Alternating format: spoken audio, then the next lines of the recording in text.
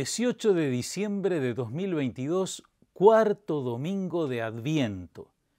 Él salvará a su pueblo de todos sus pecados. Amigas y amigos, llegamos a la última semana del Adviento. El próximo domingo ya será Navidad.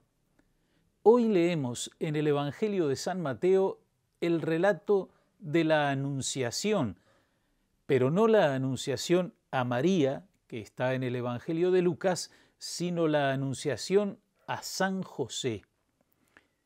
Para entender mejor lo que dice este relato, recordemos cómo se celebraba el matrimonio entre los israelitas de aquel tiempo.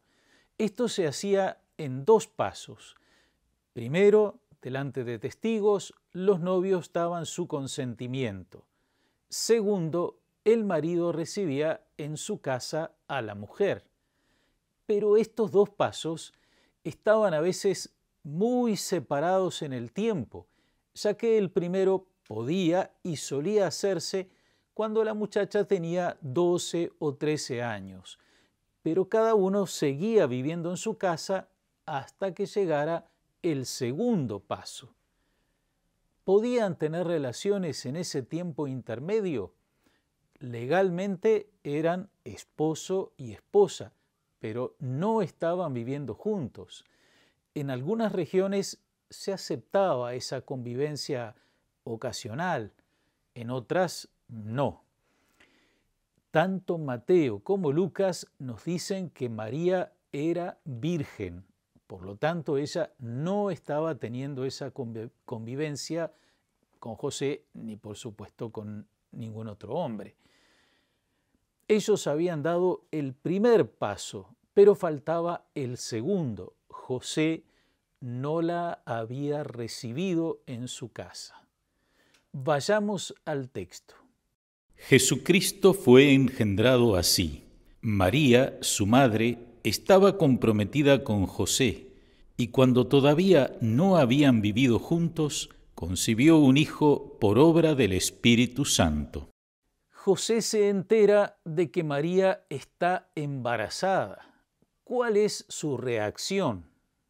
José, su esposo, que era un hombre justo y no quería denunciarla públicamente, resolvió abandonarla en secreto.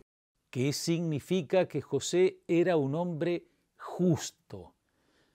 Podríamos traducirlo diciendo que era un hombre de Dios, un hombre santo, porque el hombre justo para los israelitas es el hombre que se deja guiar en la vida por la ley de Dios.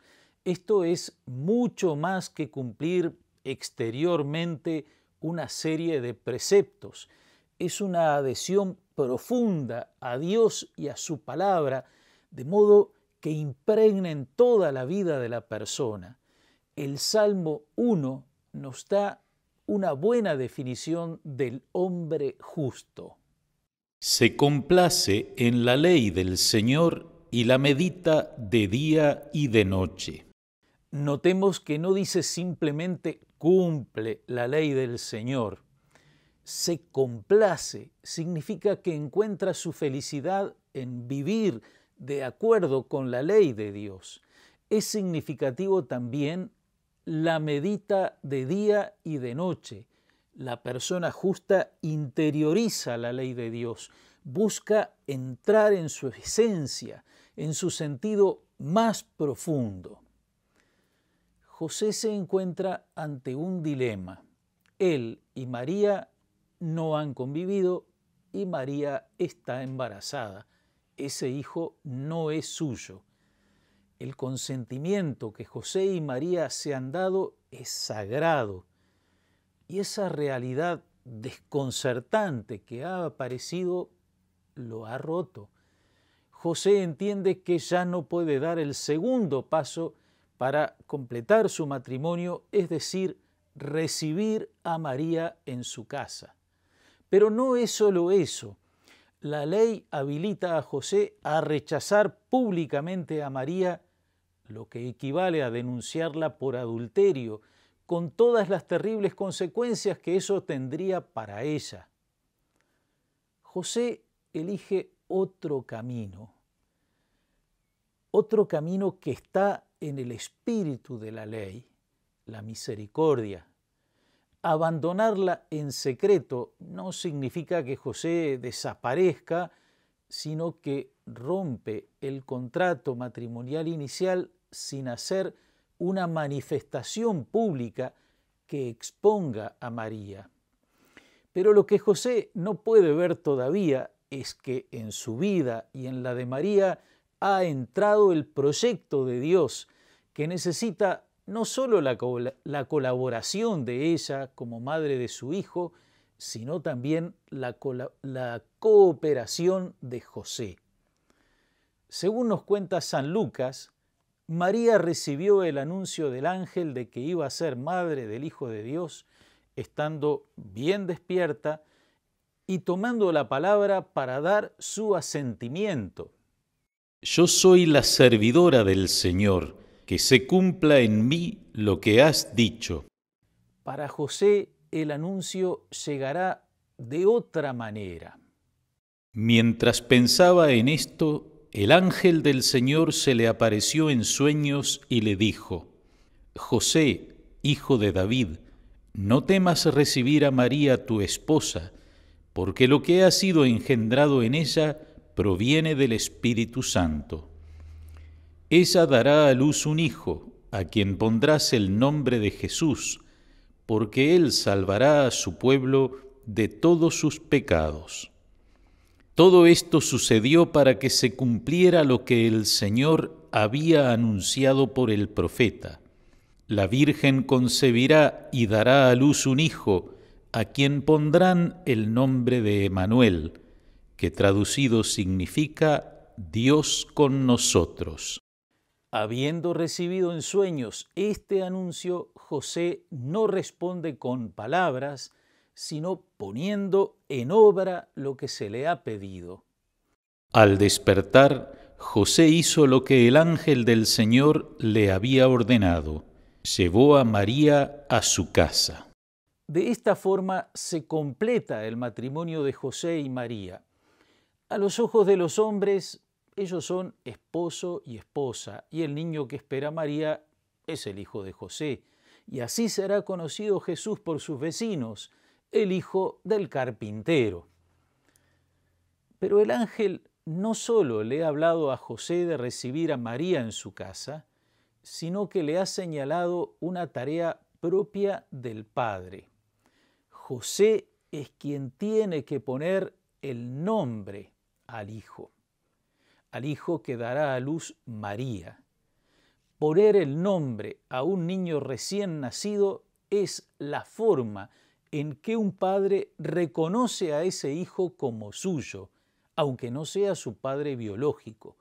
Es un acto de reconocimiento que lo hace su padre legal a todos los efectos. Pero no es José quien elige qué nombre llevará el niño. El nombre que indica el ángel es Jesús, en hebreo Yeshua. Yeshua es una forma abreviada de Yehoshua, es decir, Josué, el nombre del sucesor de Moisés. El significado de Yehoshua era Yahvé, es decir, Dios ayuda. Pero con la abreviación Yeshua tomó el significado de Dios salva. El nombre de Jesús, pues, es un anuncio de su misión, y así lo explica Mateo, porque Él salvará a su pueblo de todos sus pecados. ¿Qué quiere decir su pueblo? ¿Cuál es ese pueblo? Ese pueblo llamado a la salvación es la humanidad entera. Es interesante ir al libro del Apocalipsis, que nos presenta esta visión.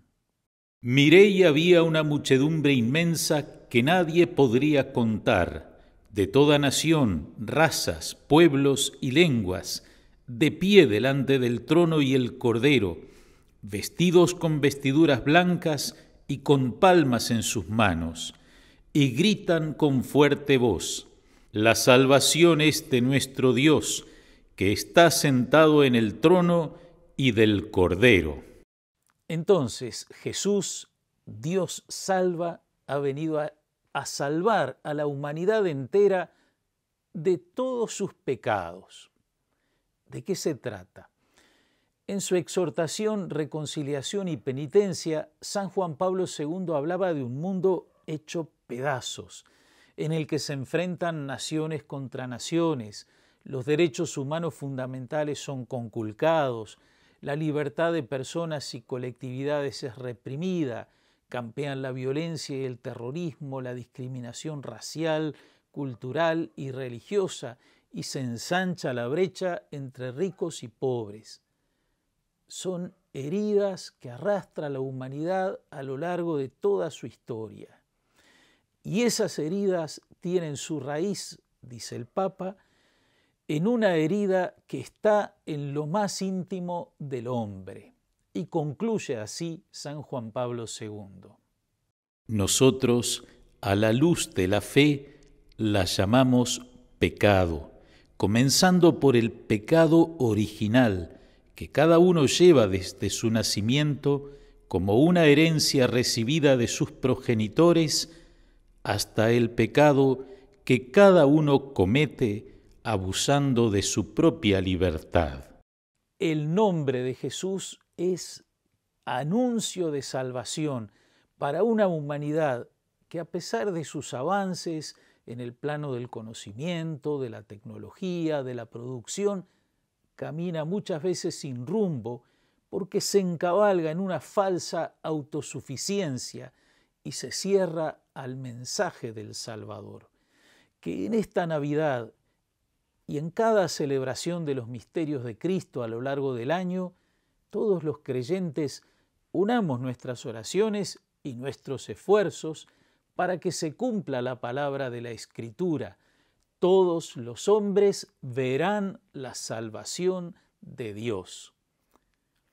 Gracias, amigas y amigos, y antes de dejarles la bendición, les ofrecemos algunas imágenes del encuentro de las familias y de la ordenación diaconal de Néstor.